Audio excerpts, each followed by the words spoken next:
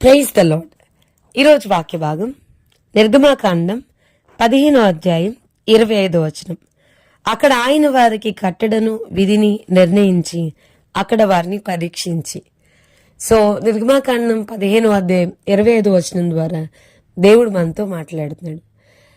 ఈ ఎర్ర సముద్రాన్ని పాయలుగా చీల్చిన తర్వాత ఇశ్రాయేలీయులు షూరు అరణ్యంలో 3 days ప్రయాణం చేసిన తర్వాత మారాకు వచ్చారని, మారా నీళ్లు చేదుగా ఉన్నాయి. సో వాళ్ళు మోషే గారి మీద సనగారని దేవుడు వారికి ఒక చెట్టును చూపెట్టిన తర్వాత ఆ మారా నీళ్లు మధురములాయనని వారు అక్కడ నీళ్లు తాగారని మనకి బాగా తెలిసిన భాగం. అయితే అక్కడ దేవుడు వారిని పరీక్షించాడంట. నీళ్లు చేదుగా ఉన్నప్పుడు వీళ్ళు ఏం చేస్తారు? మొదటిగా ఆయన పరీక్షించారు. అలాగే 16వ అధ్యాయంలో చూస్తే వారు నా ధర్మశాస్త్రం అనుసరించి నడుతురో లేదో అని నేను వారిని పరీక్షించినట్లు ఈ ప్రజలు వెళ్ళి ఏనాటి భత్యము ఆనాడే కూర్చుకొనవలెను. అసలు వీళ్ళకి విశ్వాసం ఉందో లేదు, వీరు ధర్మశాస్త్రాన్ని అనుసరించి నడుస్తున్నారో లేదో. సో ఏ రోజు ఆ రోజే ఫుడ్ కలెక్ట్ చేసుకోవాలి.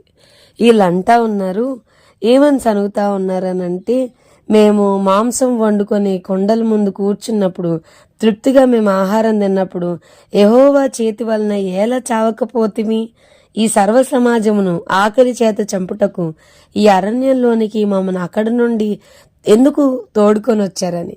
మేము బాగా తిన్నప్పుడు అక్కడే చచ్చిపోయి ఉంటే బాగుండేది ఐగుప్తులో అని అనుకుంటా ఉన్నారు. సో దేవుడు ఆ మాటలు విని వీళ్ళకి నేను మన్నాను కురిపిస్తాను, కానీ ఏ రోజు ఆ రోజే కలెక్ట్ చేసుకోవాలి. ఏనాటి భత్యం ఆనాటికి అంటే కొంతమంది ఉన్నారు అవిశ్వాసులు. వాళ్ళు ఏం చేశారంటే ఎక్కువ కూర్చేసుకున్నారంట, చాలా ఎక్కువగా. అందుకని తక్కువ కూర్చున్నవాడికి తక్కువ కాలేదు, ఎక్కువ కూర్చుకున్నవాడికి ఎక్కువ కాలేదు. అలా కొంతమంది నెక్స్ట్ డేకి ప్రిజర్వ్ చేసుకున్నారంట, తిని కొంచెం ఉంచుకున్నారు. ఏ రోజు ఆ రోజే బాబు ఉంచుకోకూడదు అంటే వాళ్ళు ఉంచుకున్నప్పుడు ఆ పాలం అంతా కంపు కొట్టింది అని చెప్పని. తర్వాత దేవుడు అన్నారు, 7వ రోజు మీరు కూర్చుకోవసరంలా, 6వ రోజు మీరు 2 కూర్చుకోండి. 7వ రోజు విశ్రాంతి దినం కాబట్టి మీరు కూర్చుకొని అక్కర్లేదంటే, ఈసారి ఇది పాడైపోయిద్దేమో అంటే లేదు, ఆ రోజు 7వ రోజు నిజంగానే మన్నా పడలేదు. 2వది వారు దాచుకున్నప్పుడు అది పాడైపోలేదు. మనం గమనించాల్సిన విషయం, దేవుడు వేరువేరు పరిస్థితుల్ని ఇశ్రాయేలు జీవితంలో అనుమతించి అసలు ఏం మాట్లాడతారు, ఎలా ఉంటారు. అప్పుడే కదా ఎర్ర సముద్రాన్ని దేవుడు చీల్చినప్పుడు చూశారు. సో మరి వాటర్ దగ్గరికి వచ్చేసరికి సముద్రాన్ని చీల్చిన దేవుడు నీటిని ఇవ్వలేడా? ఐగుప్తులో ఎన్నో గొప్ప కార్యాలు చేసిన దేవుడు ఆకలితో చంపేస్తాడా? వీరికి ఆహారం పెట్టలేడా?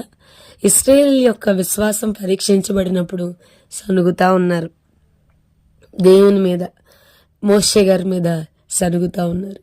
సో దేవుడు మనల్ని వేరు పరిస్థితుల గుండా తీసుకుని వెళ్ళి అసలు ఏం మాట్లాడతాం, మన విశ్వాసం ఎలా ఉండిద్ది, మనల్ని దేవుడు పరీక్షిస్తాడు.